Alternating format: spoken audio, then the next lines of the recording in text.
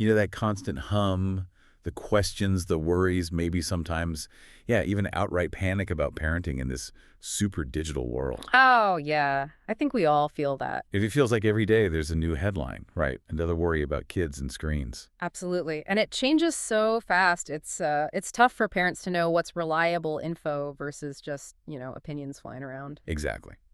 So today we're doing a deep dive. We're going into some really insightful research-backed stuff on parenting in the digital age. Mm-hmm.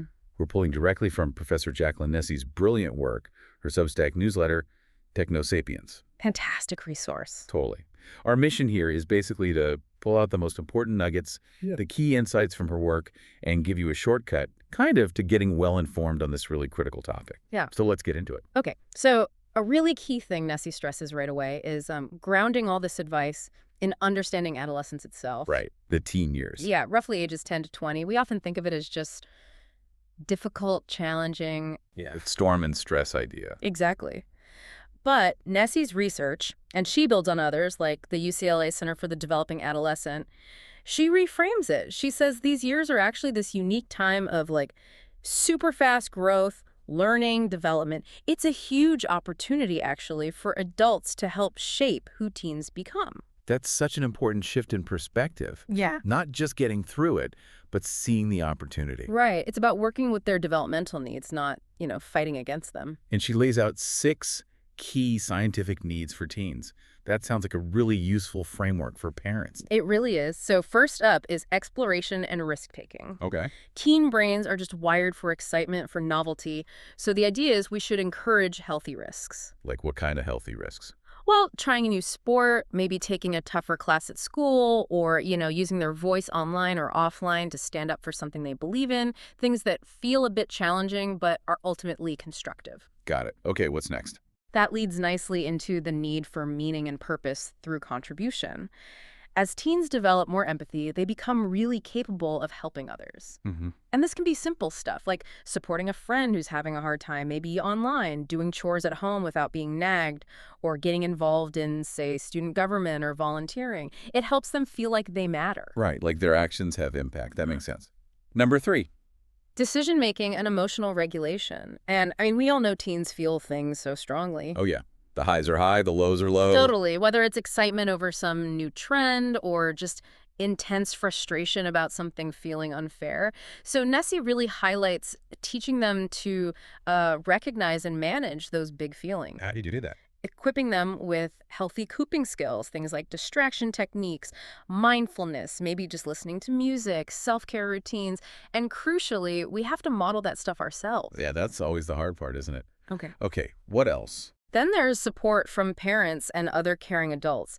Even when they act super independent. Which they do. They still absolutely need warmth, our interest, and, appropriate structure. That means clear rules, boundaries, and parents basically knowing what's going on in their lives. Monitoring, yeah. Right. And having other supportive adults, coaches, teachers, mentors, that's also really vital for them. Okay, 2 more. Fifth is developing values, goals, and identity. They're actively figuring out, who do I want to be? That's a big question. It is. And they're influenced by everything: peers, family, community, even random TikTok trends, Yeah. So they need some freedom to experiment, but also our support as they explore different parts of their identity: racial, ethnic, gender, sexual identity, helping them do that safely. Right. And the last one. Finally, respect and social status. Teen brains become hyper aware of social standing during these years. So providing healthy ways for them to gain respect, maybe their school achievements, extracurriculars, or just by treating them like competent people whose opinions actually matter. That's incredibly important for their self-worth. Wow. Okay. So understanding those 6 needs really does change how you might approach things.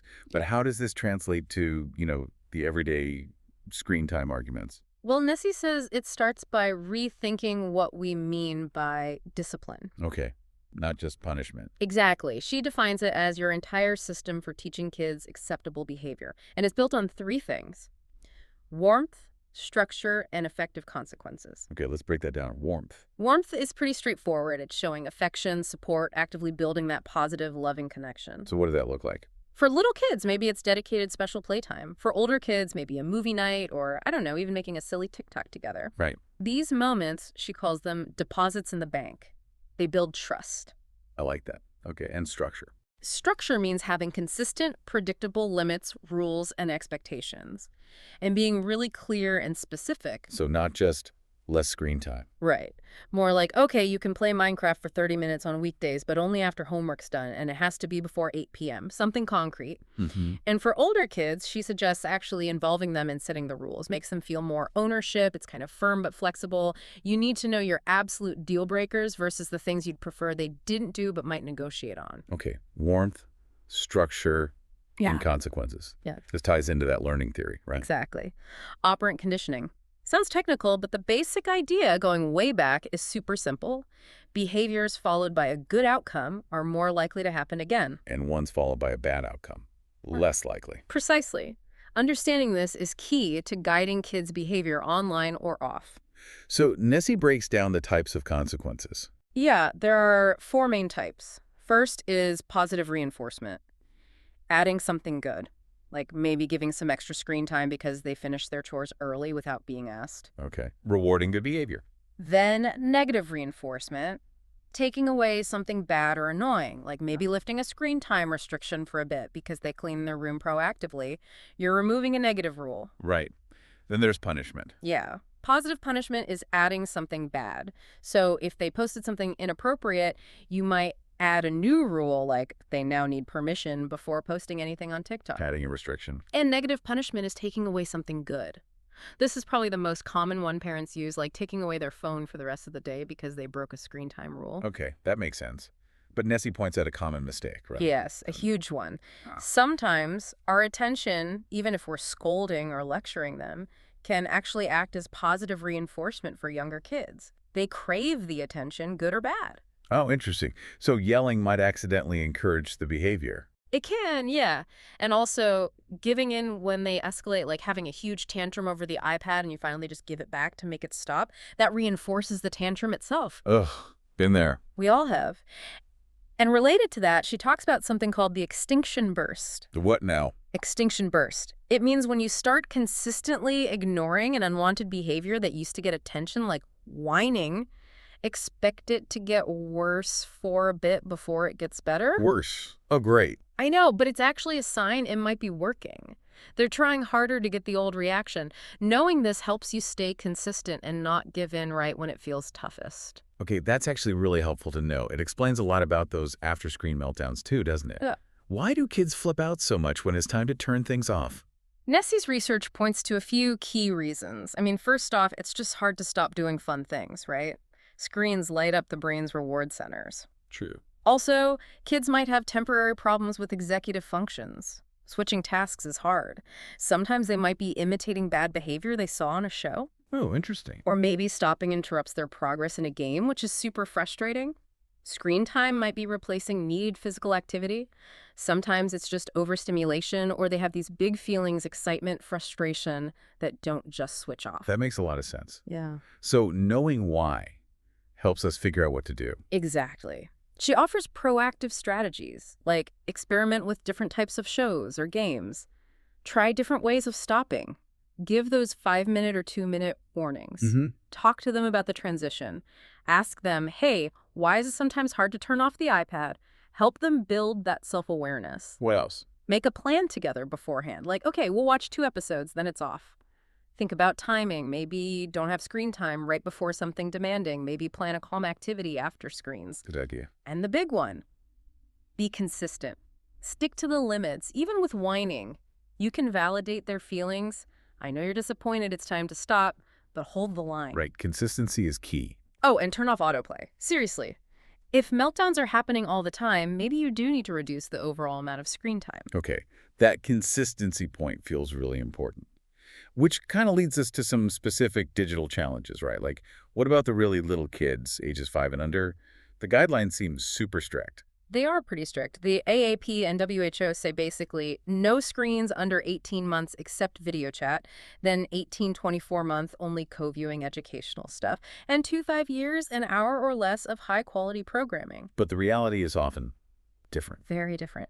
Nessie points out that, on average, 2 to 4-year-olds are getting something like 2.5 hours a day. Wow. Her take, which I find really helpful, is that the specific hour cutoffs can be a bit arbitrary. The real question is screen time interfering with the absolute essentials for healthy development? Which are? Sleep, physical activity, and crucially, that back-and-forth human interaction. She calls it serve and return. Serve and return.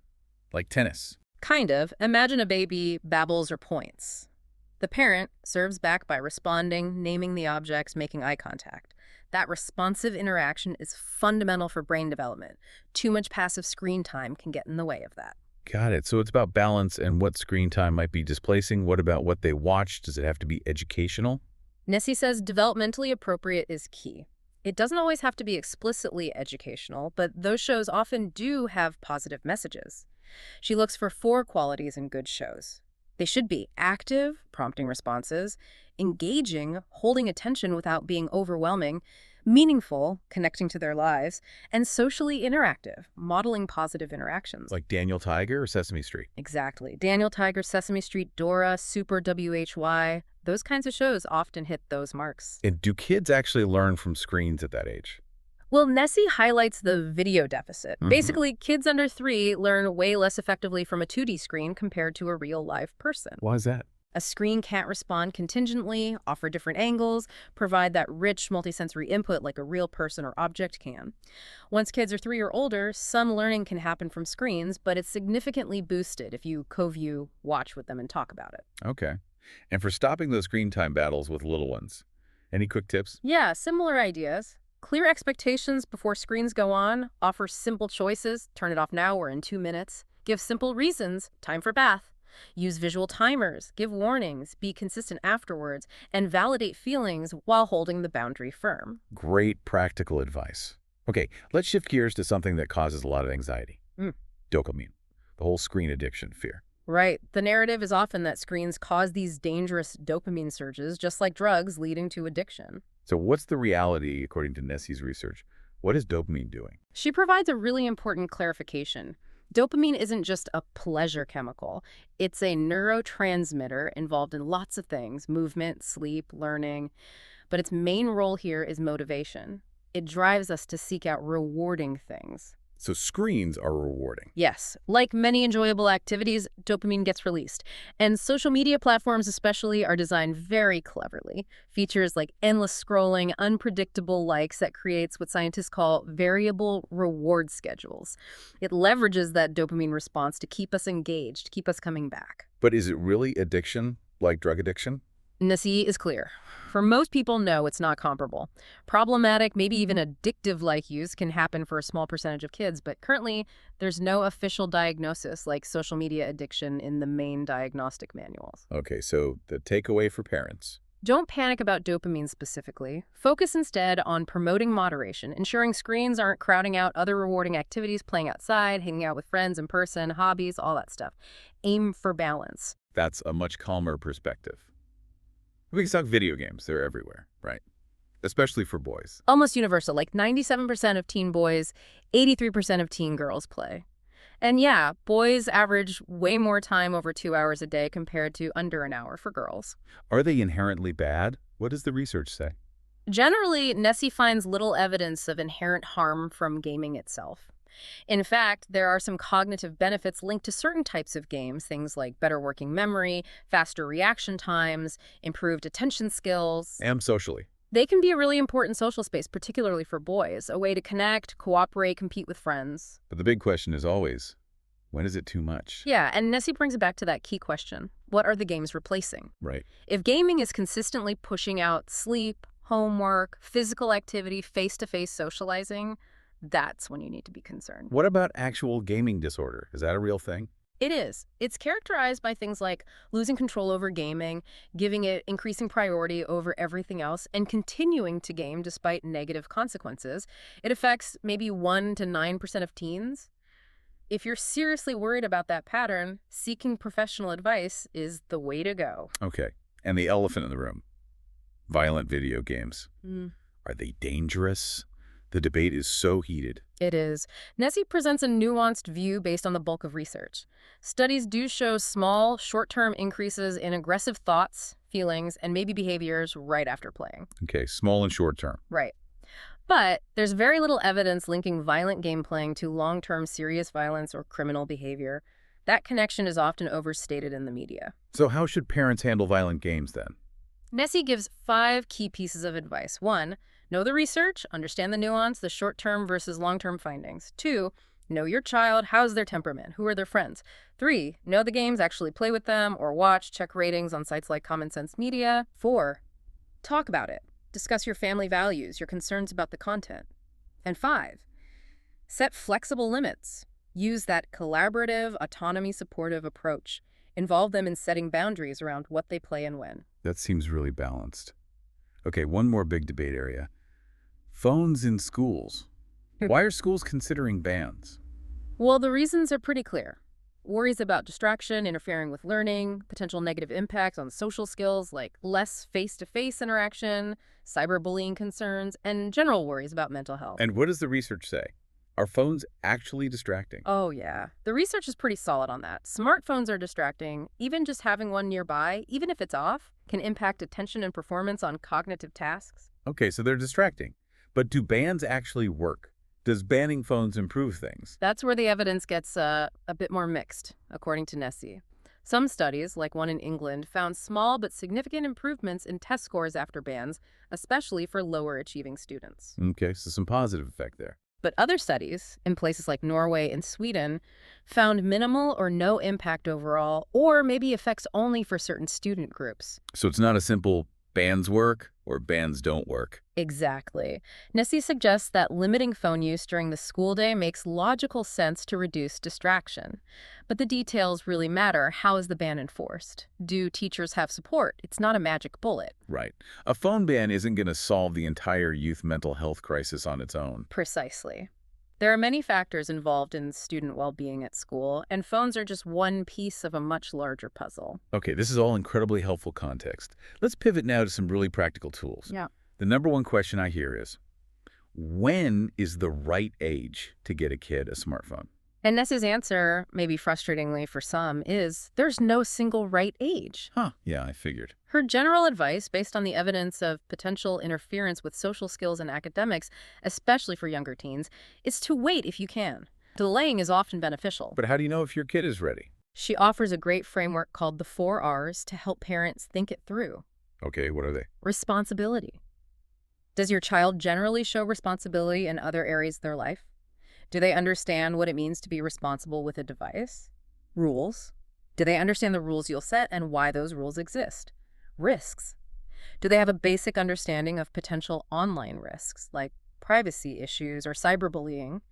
And reasons. What are their actual reasons for wanting a phone? Is it genuine need or just peer pressure? Yeah, it's a really useful checklist. What if you decide they're not ready for a smartphone, or you just want alternatives? Nessie mentioned several options. There are basic phones, yeah. Flip phones still exist. Wow. There are also these minimalist, kid-friendly smartphones like Gab, Pinwheel, or Bark phones, which have limited functionality.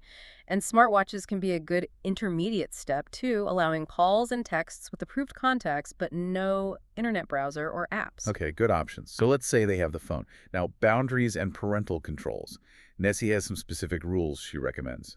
Yes, some really actionable ones. First and foremost, no phone in the bedroom, especially at night. Sleep is just too important. Absolutely critical. Second, establish at least one other phone-free zone or time, maybe family meals, maybe car rides. Oh. Third, require permission before downloading new apps or making in-app purchases. Avoid surprise bills. Fourth, talk constantly about using good judgment, being kind online, choosing positive content, thinking before they post. And fifth, a simple one. They need to respond to texts or calls from parents reasonably promptly. That seems fair. What about the technical side parental controls? Are they effective? Nessie has a great analogy. Parental controls are like a gate, not a wall. A gate, not a wall. I like that. Yeah. They're useful for slowing kids down, creating barriers, making it harder to access inappropriate stuff or spend too much time. But they're not foolproof. Determined kids can often find workarounds. So don't just set them and forget them. Definitely not.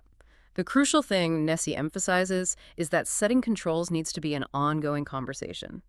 Sit down with your child, explain why you're setting certain limits, listen to their perspective, and adjust the controls together as they get older and show more responsibility. Can you give some examples of the kinds of controls available? Sure. On Instagram, for instance, teen accounts default to private now, and there are restrictions on who can message them. Parents can use the supervision tools to see who they follow and who follows them, who they message, not the content, and set daily time limits. Okay. What about TikTok? TikTok has different settings for younger teens, 13 to 15, versus older ones, 16, 17, regarding things like direct messages and comments.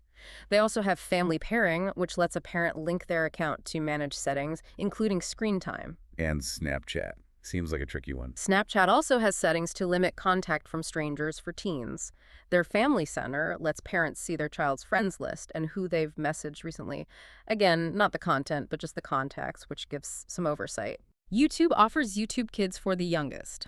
For older kids, there are supervised accounts parents can manage, allowing them to choose content levels, block channels, turn off search, and see watch history. There's also a general restricted mode filter. And then just the phone's operating system itself. Right. Both Android, with Google Family Link, and iOS, with Apple Family Sharing and Screen Time, have built-in tools. You can set time limits for specific apps or overall usage, approve app downloads, track location, and filter web content. So many tools. Lots of tools. But the key, as Nessie stresses again and again, is that the technology is only part of it. The conversations, the warmth, the structure, that's the foundation. Wow. We have really covered a huge amount of ground today. It's incredible how much insight is packed into Professor Nessie's Technosapiens work, from understanding how teens tick to these really concrete strategies for screens. Absolutely. It really underscores that idea of evidence-based parenting. Nessie often talks about it like a three-legged stool. Oh. Yeah. The research, like everything we've discussed today, that's one crucial leg. But the other two legs are just as important. Your own unique expertise as a parent who knows your child best, and your child's individual characteristics, their temperament, their strengths, their challenges. So the science gives us direction, but we still need to use our judgment. Exactly. The research provides the map, maybe, but you are the one driving, adapting to the specific terrain of your family and your child. Your informed judgment makes it work. That's a really empowering way to think about it. It leads to a final thought, maybe, for everyone listening. Yeah, perhaps something to mull over. In this world where digital tech just keeps changing so fast, how can you shift from just reacting to the latest crisis or headline? Yeah. How can you proactively take these kinds of evidence-based insights we've talked about and use them to really shape a digital environment at home that doesn't just help your kids survive, but actually helps them thrive?